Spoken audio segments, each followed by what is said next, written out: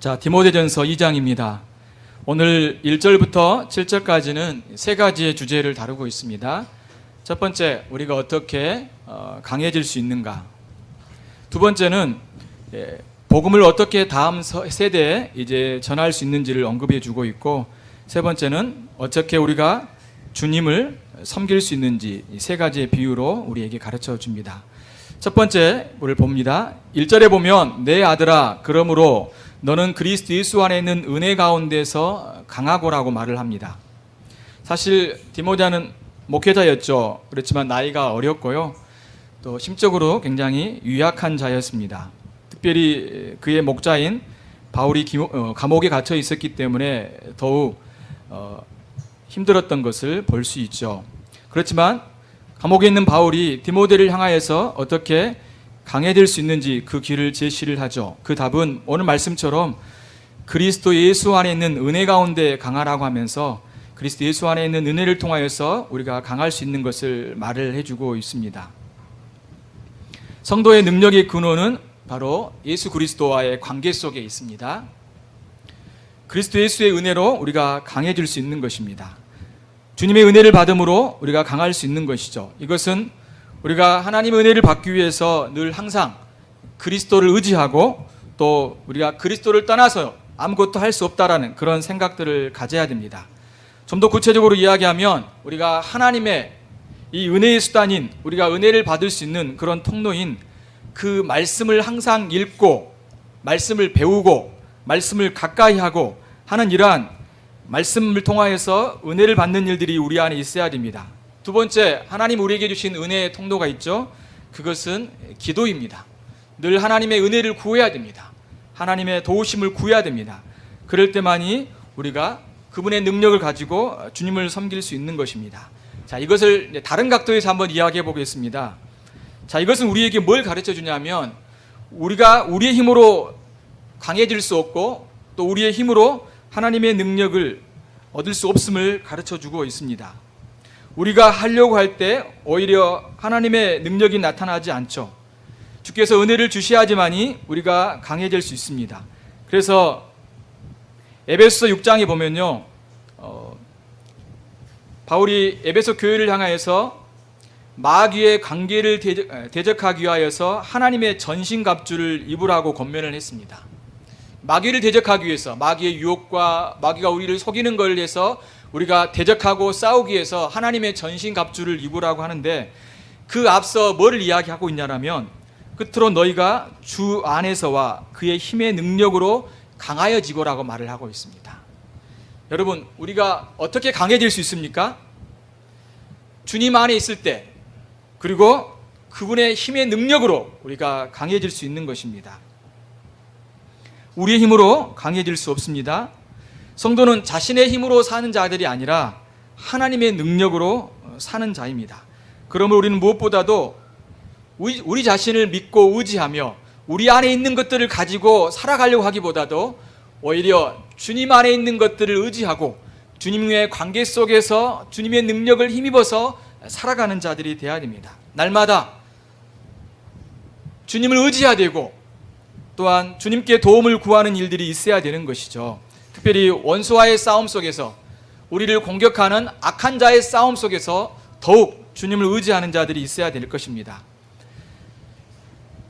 이것은 또한 우리에게 이 땅에 살아가면서 우리 자신의 힘, 우리 자신의 능력을 의지 아니하고 오직 주님의 능력을 의지하라고 말해주고 있는데,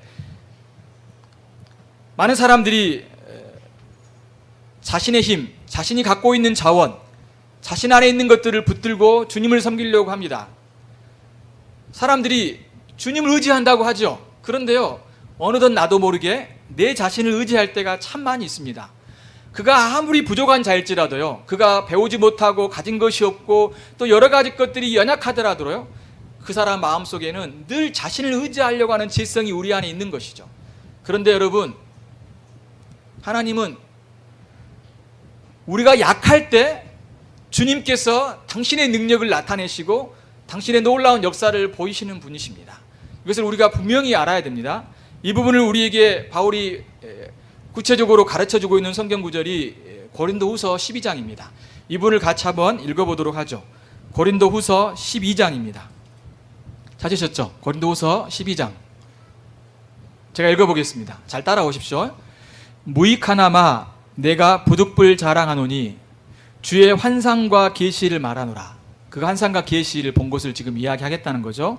내가 그리스도 안에 있는 한 사람을 아노니 그가 14년 전에 셋째 하늘에 끌려간 자라. 그가 몸 안에 있었는지 몸 밖에 있었는지 나는 모르거니와 하나님은 아시느니라. 지금 여기서 한 사람에 대해서 이야기하고 있는데 사실은 바울 자신에 대해서 지금 이야기하는 겁니다. 셋째 하늘에 끌려갔다라고 말합니다. 하나님이 계신 곳이죠. 낙원이라고 말을 합니다. 3절 내가 이런 사람을 아노니 그가 몸 안에 있었는지 몸 밖에 있었는지 나는 모르거니와 하나님은 아시느니라. 4절이 그가 좀 더 구체적으로 이야기합니다. 그가 낙원으로 이끌려 가서 말로 표현할 수 없는 말을 들었으니 사람이 가히 이르지 못할 말이로다. 낙원에 간 거죠. 많은 것을 보았습니다. 계시를 들었죠. 내가 이런 사람을 위하여 자랑하겠으나 나를 위하여서는 약한 것들 외에는 자랑하지 아니하리라. 내가 만일 자랑하고자 하여도 어리석은 자가 되지 아니할 것은 내가 참말을 함이라. 그러나 누가 나를 보는 바와 내게 듣는 바와 지나치게 생각할까 두려워하여 그만두노라. 자, 지금 바울이 하나님 은혜로 어디 간 겁니까? 셋째 하늘, 하나님이 계신 낙원, 소위 말하는 요즘 사람들이 말하는 천국에 갔다 왔다라고 말할 수 있는 것이죠.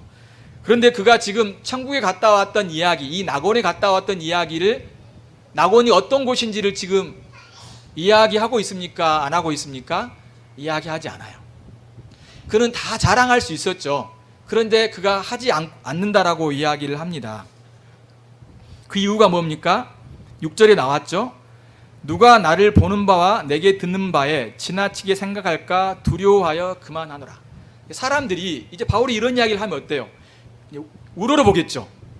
그리고 바울을 어때요? 추앙했죠. 그러겠죠. 그것이 두려워서 자신은 그런 이야기를 하지 않는다라고 지금 이야기하고 있습니다. 요즘 사람들의 태도와 다르죠. 소위 천국 갔다 왔다고 간증하고 돌아다니는 사람들과 근본적으로 다른 거죠. 바울은 낙원에 대한 이야기를 하지 않았습니다. 오히려 바울이 전한 것은 뭐였을까요?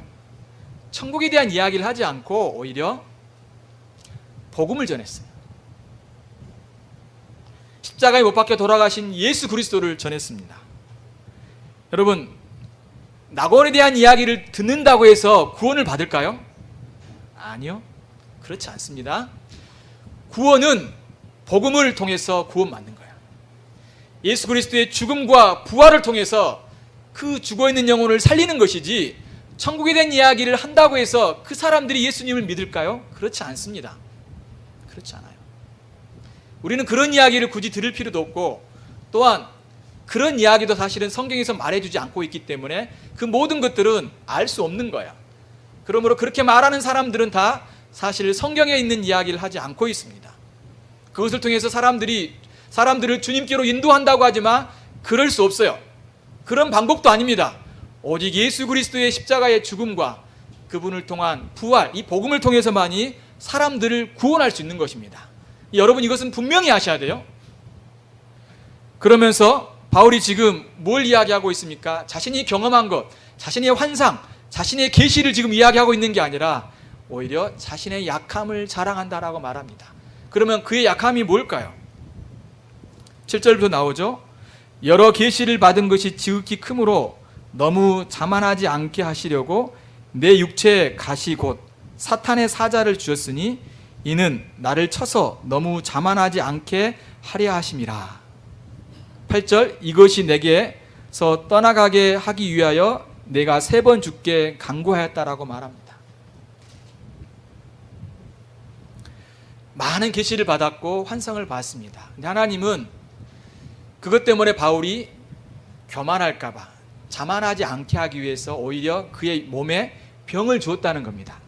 여기서는 사탄의 사자 혹은 몸의 육체의 가시라고 표현해 주고 있죠.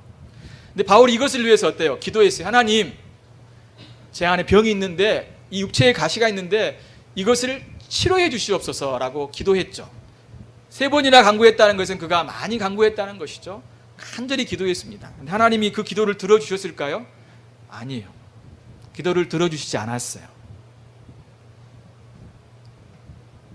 믿음이 없었기 때문일까요? 아니면 기도를 좀 더 많이 해서야 그런 응답을 받았겠습니까?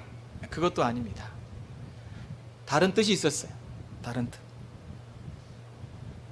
9절에 이렇게 응답하십니다. 나에게 이르시기를 내 은혜가 내게 족하도다. 이는 내 능력이 약한 데서 온전하여짐이라 하신지라. 이렇게 주님이 말씀하셨어요. 내 은혜가 내게 넘치다. 너의 은혜가 넘치다. 다 주었다. 그리고 이는 내 능력이 약한 데서 온전하여짐이라 라고 말합니다. 내가 지금 너무 몸이 약해서 병이 들어서 힘들지만 오히려 그것을 통해서 하나님의 능력이 나타날 것이다 라고 말을 해주고 있는 것입니다. 바울이 이제 이렇게 반응하죠. 그러므로 도리어 크게 기뻐함으로 나의 여러 약한 것들에 대하여 자랑하리니 이는 그리스도의 능력이 내게 머물게 하려 함이라. 바울이 오히려 응답하시지 않는 것에 대해서 자랑하고 있습니다. 기뻐하고 있습니다. 자신의 약함을, 자신의 병 때문에 오히려 자랑하고 있는 거예요. 왜요? 하나님은 그것을 통하여서 그리스도의 능력이 바울에게 나타날 수 있기 때문에 그렇습니다. 10절 그러므로 내가 그리스도를 위하여 약한 것들과 능욕과 궁핍과 박해와 공고를 기뻐하노니 이는 내가 약한 그때의 강함이라고 말씀해 주고 있습니다.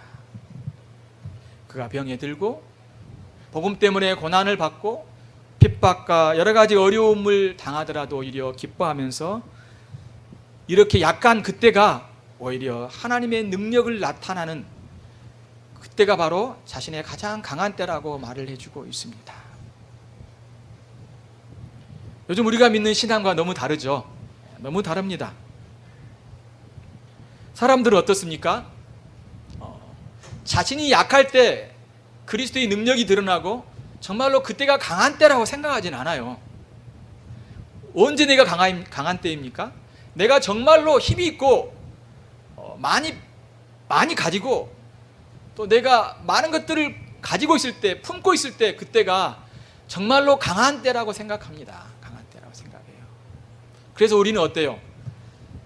더 많은 것들을 가지려고 하죠. 배우려고 하죠. 그것들을 소유하려고 합니다. 그런데요, 그것이 나쁘다는 게 아닙니다. 그런데 하나님은 우리가 약할 때, 연약할 때 오히려 당신의 능력을 드러내는 그런 시간이라고 통로로 사용하신다라고 말씀해 주고 있습니다. 그 대표적인 예가 뭘까요? 그리스도의 십자가예요. 그리스도 십자가. 그래서 고린도후서 13장 4절에 보면 이렇게 말합니다. 그리스도께서 약하심으로 십자가에 못 박히셨으나 하나님의 능력으로 살아 계시니 우리도 그 안에서 약하나 너희에 대하여 하나님의 능력으로 그와 함께 살리라고 말해주고 있습니다. 그렇습니다. 예수님의 죽으심은요 참으로 연약함을 드러낸 것입니다. 그런데요 하나님은요 그가 약할 때, 연약할 때 그를 하나님의 능력으로 살리셨어요. 부활케 하셨다는 것입니다. 그것이 우리의 삶 속에서도 여전히 연관이 있어서 하나님 우리가 약할 때 당신의 능력을 드러내시는 분이시라는 것을 가르쳐주고 있는 것입니다. 성도는 자신의 힘으로 사는 자가 아니라 하나님의 능력으로 사는 자입니다.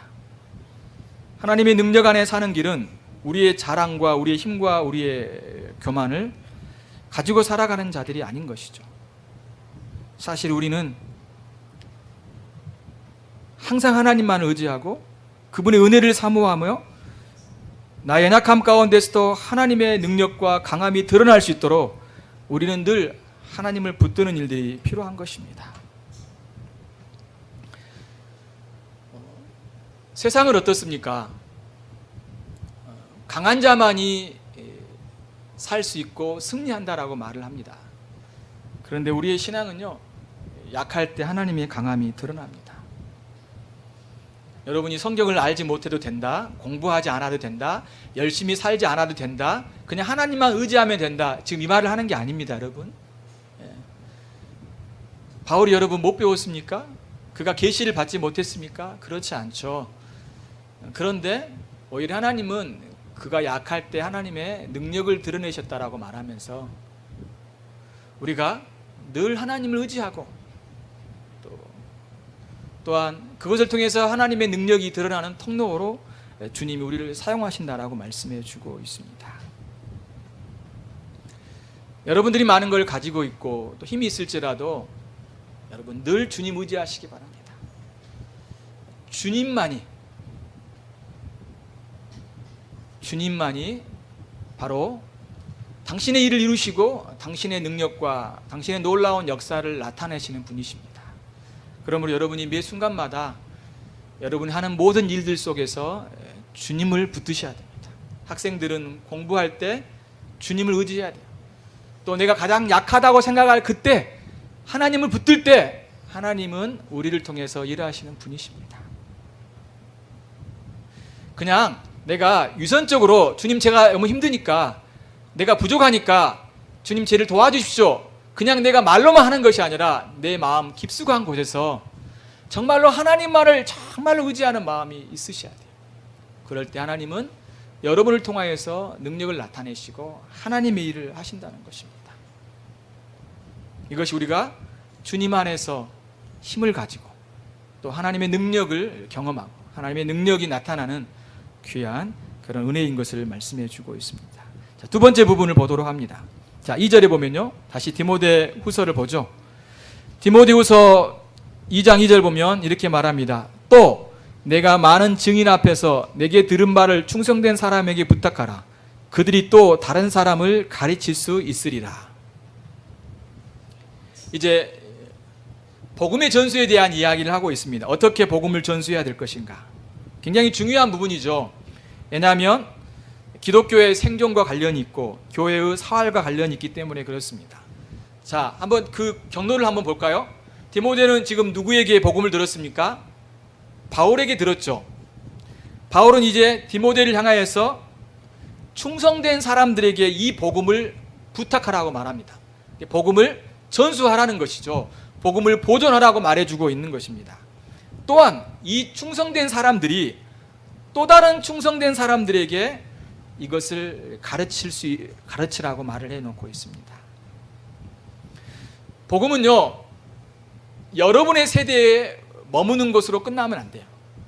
내가 예수님을 믿고 내가 신앙을 가졌다고 나의 세대로 나만 잘 믿으면 되지. 아니요, 그건 이기적인 신앙인 겁니다. 나만 잘 믿으면 안 돼요. 나도 잘 믿고 내 자녀들도 잘 믿어야 돼요. 그렇죠? 나만 천국 가면 되는 게 아니라 나만 하나님을 사랑하고 의지하는 것이 아니라 내 자녀들도 어떻게 하든지 믿음을 갖고 또 그들이 주님을 섬기는 신앙으로 나아갈 수 있어야 된다는 것입니다. 지금 바울이 왜 이야기를 하고 있습니까? 이것은 많은 사람들이 복음을 떠나고 있기 때문에 그래요. 또한 원수의 공격이 있기 때문에 그런 것입니다. 어떻게 이 복음을 전해야 됩니까? 누구에게 전해야 됩니까? 충성된 사람들에게 복음을 전해야 돼요. 충성된, 신실한 사람들에게 복음을 가르쳐야 됩니다. 이 말은 무슨 말일까요?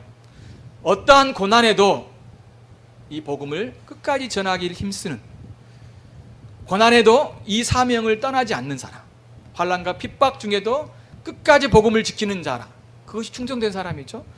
두 번째는 뭘까요? 이 복음을 왜곡하지 않는 것입니다. 내가 내 생각대로 전하는 것이 아니에요.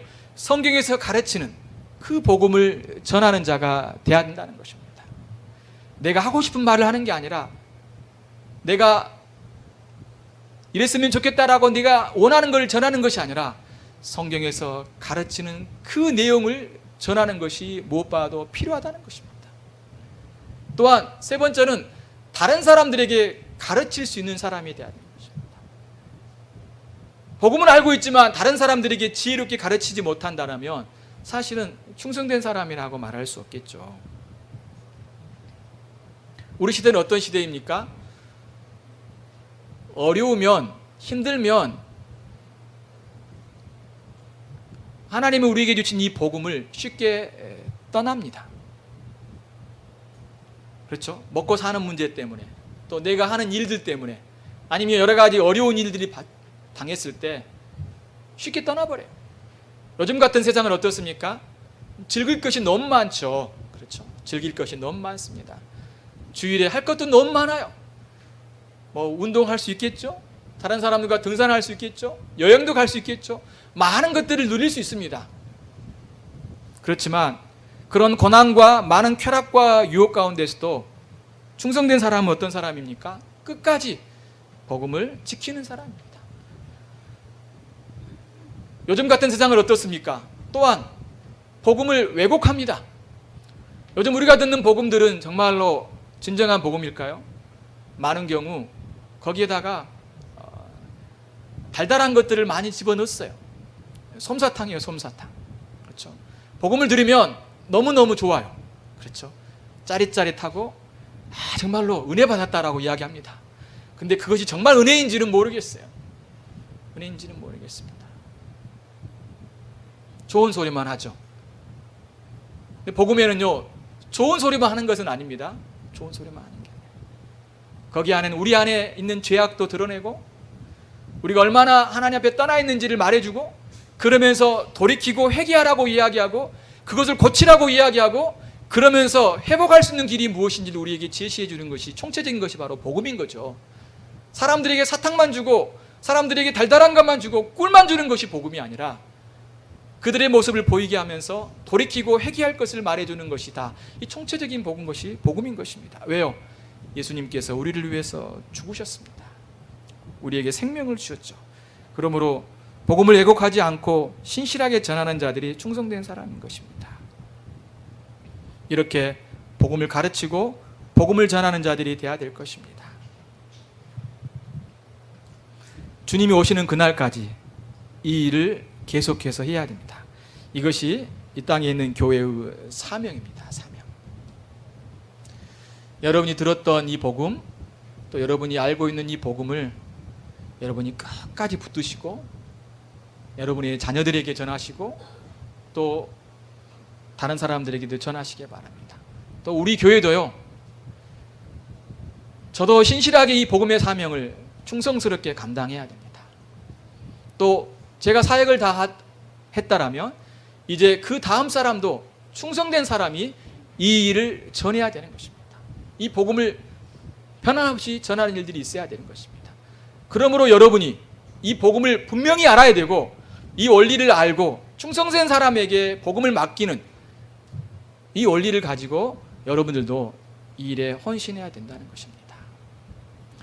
그가 학위를 많이 가졌다든가, 그가 외적으로 여러 가지 모습들이 특출하는 것이 중요한 것이 아니라, 분명하게 복음을 알고 어떤 어려움이 있더라도 복음을 전하고, 그가 복음을 정확하게 진실되게 가르칠 수 있는 사람이 충성된 사람인 것입니다. 교회도 이런 자들을 세워서 계속해서 주의 복음을 감당하도록 하는 것이 중요한 교회의 사명인 것이죠. 마지막 세 번째를 보도록 합니다. 자, 이제는 어떻게 우리가 그리스도를 섬겨야 될까요? 3절과 4절 한번 읽어볼까요? 시작. 자, 여기서 보면 병사에 대한 이야기를 하고 있죠. 군인입니다. 쉽게 말하면 군인이에요. 그리스도 예수의 좋은 군인으로 나와 함께 고난을 받으라고 말합니다. 여러분, 군사는 어떤 자입니까? 군인들은 어떤 자입니까? 이제 전쟁에서 적들이 공격할 때 그들과 싸우고 또 지켜내는 자들이죠. 그렇기 때문에 이것을 위해서 많은 훈련을 하고, 그것 때문에 어려움도 겪고, 또 많은 싸움이 있기 때문에 그것 때문에 여러 가지 고난을 받을 수 있습니다.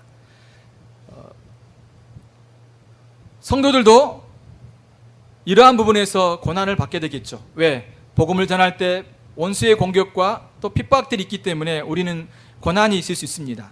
그런데 우리는 이 고난을 피하기보다 오히려 고난 받는 것을 두려워하지 않고 그 고난의 길을 따라가야 되는 것입니다. 특별히 이 군사로 복무하는 자들은요, 자기 생활에 얽매이는 자가 하나도 없나니 이는 병사로 모집한 자를 기쁘게 하려 함이라고 말합니다. 이제 군사를 통해서 우리가 어떻게 하나님을 섬겨야 될지 좀 더 구체적으로 이야기하는데요. 오해할 것이 있어요. 자, 4절에서 말한 것처럼 자기 생활에 얽매이는 자가 하나도 없다라고 말을 합니다. 가끔씩 이제 이런 말들을 할 수 있습니다. 우리 모두가 군사라는 거예요. 군인이라는 겁니다. 그래서 우리가 군이기 때문에 우리가 하는 이 생활에 얽매이는 자가 없어야 된다라고 이야기하는 거죠. 자, 이 말의 의미는 뭘까요? 그러니까 예를 들면 여러분이 하는 직장 생활, 여러분이 하는 가정 생활, 그것에 매이지 말고 이 사역, 복음 사역에 전념해야 된다, 그런 말일까요? 그런 말은 아닙니다. 여러분, 그런 말로 오해하시면 안 돼요. 근데 그렇게 가르쳤어요. 그렇게 가르쳤어요. 그래서 어느 교회에서는 저번에도 한번 말했던 것처럼 특별히 교회 리더가 되면 있잖아요. 목사님이 부르면 언제든지 와야 됩니다. 언제든지 와야 돼요. 그가 바쁜 일이라도 1시간 안에 당장 달려와야 돼요. 왜요? 오늘 이 말씀을 보면 군사로 복무하는 자는 자기 생활에 얽매이는 자가 하나도 없고 병사로 모집하는 자를 기쁘시게 해야 되거든요. 그래서 전화해가지고 지금 우리가 뭘 해야 되는데 오십시오 하라면 네 알겠습니다, 1시간 안에 딱 와야 돼. 왜요? 군사이니까. 상관이 명령해서 부르면 언제든지 와야 되잖아요. 지금 그 말씀을 하는 게 아니에요.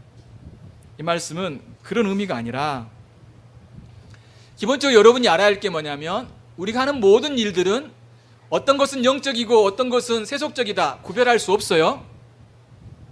저번에 말씀드렸죠.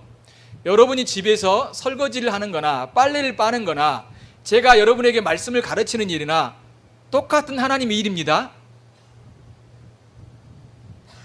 여러분이 직장에서 하는 그 모든 일들, 이웃을 위해 섬기고 직장에서 하는 일들, 학교에서 공부하는 이 모든 일들, 제가 말씀을 전하기 위해서 연구하고 하나님 말씀을 전하는 이 시간, 선교사님들이 말씀을 전하는 그것, 선교의 사역과 여러분이 하는 모든 일들은 똑같은 하나님의 일이에요. 여러분이 하는 일들은 세속적인 일이고 제가 하는 일은 영적인 일입니까? 그렇지 않다는 거예요, 여러분.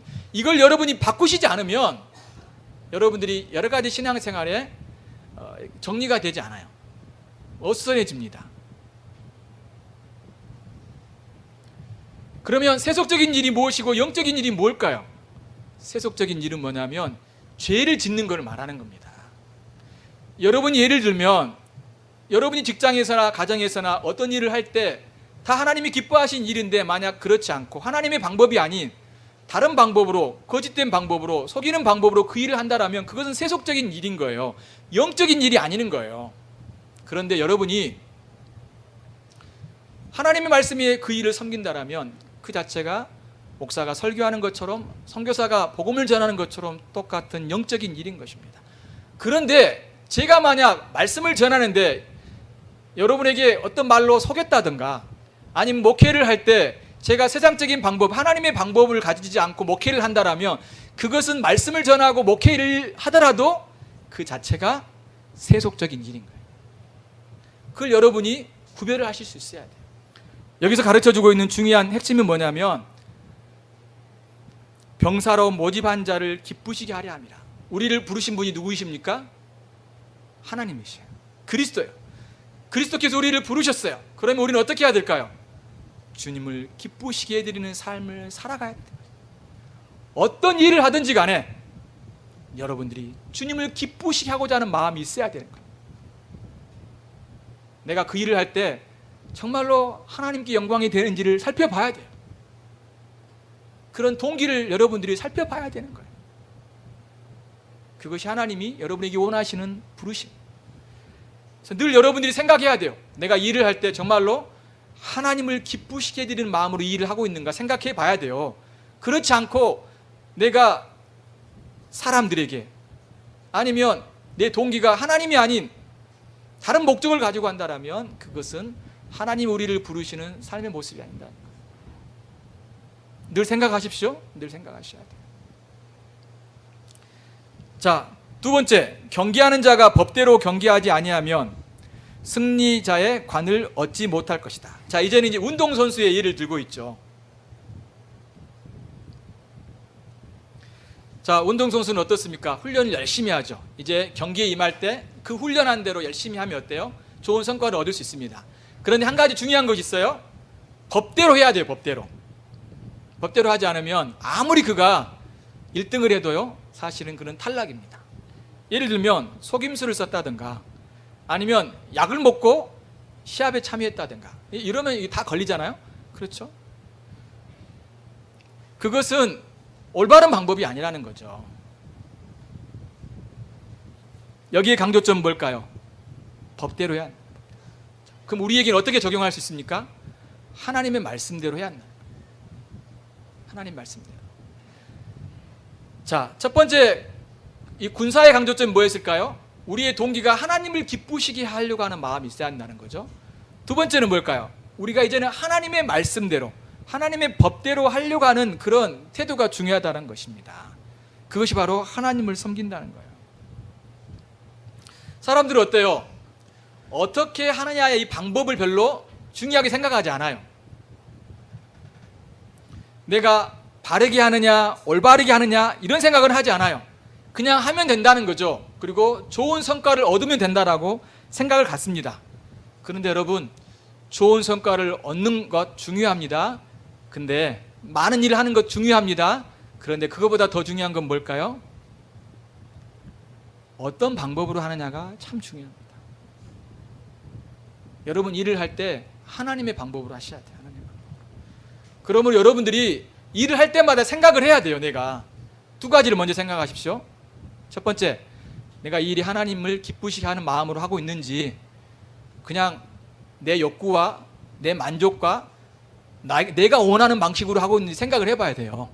두 번째, 내 습관대로 하고 있는지를 한번 생각해 보십시오. 아니요, 여러분의 습관대로 하는 것이 아니라 성경의 방식대로 해야 돼요. 성경의 방식대로 하면 안 된다더라. 어떻게 할 수 있느냐? 아니요, 여러분이 하나님의 말씀을 가지고 하십시오. 어렵죠? 어렵기 때문에 고난이 오고 힘들기도 합니다. 그렇지만 하나님은 하나님의 방법대로 할 때 주님이 잘했다라고 상급을 주시는 거예요. 여러분이 많은 일을 했다고 해서 그냥 하나님이 상급을 주시는 게 아니에요. 여러분이 어떤 높은 위치에 올라갔다고 해서 상급을 주시는 게 아니에요. 여러분이 승리를 할 수 있는 것은, 하나님 보시기에 잘했다라고 칭찬해 주는 것은 하나님의 방법대로 하는 것입니다. 성경의 원리대로 여러분이 하도록 노력하십시오. 잘 모르면 같이 고민하십시다. 성경 안에서 그 방법들을 찾아가십시다. 어쩌면 우리가 지혜롭지 못하기 때문에 그것들을 잘 구별하지 못할 때가 있어요. 그래서 바울이 7절에 이렇게 이야기합니다. 7절 같이 읽어볼까요? 시작. 내가 말하는 것을 생각해 보라. 주께서 범사에 내게 총명을 주시리라. 그렇죠. 잘 생각해 봐야 돼요. 고민을 해 봐야 됩니다. 묵상을 해야 돼요. 그리고 그럴 때 모든 일에 내게 주님이 지혜를 주시겠다라고 말씀해 주고 있습니다. 요즘 우리의 신앙생활에 가장 큰 적이 뭘까요? 좀 어려운 말로 하면 피상성이에요. 너무 피상적으로 살아가요. 그렇죠? 생각하지 않아요. 고민하지 않아요. 이렇게 살아야 될까? 저렇게 살아야 될까? 어떻게 사는 것이 정말 올바른 삶일까? 이런 생각들을 별로 하지 않아요. 습관대로 하고, 내가 해왔던 방식대로 하고, 또 내 마음속에 하나님을 사랑하는 마음, 주님을 기쁘시게 하고자 하는 그런 마음을 가지고 하지 않다는 거죠. 여러분, 여러분의 마음의 동기를 늘 살펴보십시오. 여러분 하는 모든 일들이 주님을 위해서 하고자 하는 마음이 있어야 되고, 주의 말씀에 따라 하고자 하는 마음들이 있어야 되는 것입니다. 마지막 세 번째는 뭡니까? 6절. 수고하는 농부가 곡식을 먼저 받는 것이 마땅하니라. 이제 중요한 원리 한 가지 더 이야기해 주고 있죠. 수고, 헌신, 땀을 흘리는 것, 게으르지 아니하고 부지런하는 마음으로 이런 모습으로 주를 섬겨야 될 것을 가르쳐 주고 있습니다. 부지런한 자가 열매를 얻습니다. 부지런해야 돼요. 부지런. 아침 일찍 일어나고, 그렇죠? 날마다 성실하고, 물론 이제 쉴 때는 쉬어야겠지만 쉬는 것도 너무 부지런하면 안 됩니다. 그때는 쉴 때는 쉬어야 돼요. 그런데 여러분 날마다 하나님께서 맡겨준 일이 있다라면 부지런하셔야 돼요. 부지런. 성실한 자들만이 그 열매를 얻을 수 있는 것입니다. 요즘 우리 사회는 어떻습니까? 땀을 흘리는 것보다, 부지런하는 것보다 그냥 쉽게 돈을 벌려고 하고 쉽게 열매들 얻으려고 합니다. 근데 그거는 나쁜 방법이에요. 나쁜 방법이에요. 여러분, 쉽게 돈을 얻으면요, 내가 쉽게 돈을 벌잖아요. 그러면 그 돈 잘 쓸 것 같죠? 아니요. 쉽게 씁니다. 쉽게 써요. 근데요, 내가요 열심히 일을 해서 돈을 벌잖아요. 쉽게 못 써요. 쓰더라도 어때요? 정말로요 기쁜 마음으로 씁니다. 근데요, 쉽게 번 사람들은 어때요? 기쁜 마음이 별로 없어요. 왜? 쉽게 벌었거든. 그러니까 쉽게 씁니다. 그냥 펑펑 써요. 망하죠. 망해. 로또 하지 마십시오, 여러분. 로또 사지 마십시오. 절대 사시면 안 됩니다. 예? 다 망합니다. 다 망해. 쉽게 벌었기 때문에 그래요. 로또 사가지고 기도하십니까? 아니요. 절대 그러시면 안 됩니다. 예. 땀을 흘리고 수고하고 있을 때 하나님은 그걸 기뻐하시고 그런 자들에게 열매와 상급을 주기를 기뻐하셔요. 자, 정리하겠습니다. 우리가 언제 강해질 수 있습니까? 주님의 은혜 안에 있을 때, 주님을 의지할 때, 우리가 약하고 주님만을 붙들 때, 그때가 하나님의 능력과 주님의 강함이 드러납니다. 두 번째, 하나님은 우리에게 주신 이 복음이 다음 세대에 전수되기를 원하십니다. 어떤 사람에게요? 충성된 사람들에게. 저는 우리 모든 성도들이 충성된 사람이 되었으면 합니다.